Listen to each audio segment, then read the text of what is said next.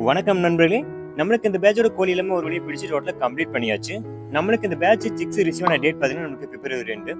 நம்மளுக்கு இந்த டைமில் பார்த்தீங்கன்னா நமக்கு வெயில் காலம் அப்படிங்கிறதுனால நமக்கு சரியான முறையில் கோழி வளர்க்க முடியாது. இது எதனாலன்னு பார்த்தீங்கன்னா, பொதுவாக இந்த பிராய்லர் கோழி வளர்ப்பு அப்படிங்கிறது பார்த்தீங்கன்னா நமக்கு மழை காலங்களோட வெயில் காலங்களில் வளர்க்கிறதா ரொம்ப கடினமான முறை. இது எதனால பார்த்தீங்கன்னா நம்மளுக்கு ஒரு தண்ணி பற்றாக்குறையினால நம்மளுக்கு சரியான முறையில் வந்து கோழி வளர்க்க முடியாது.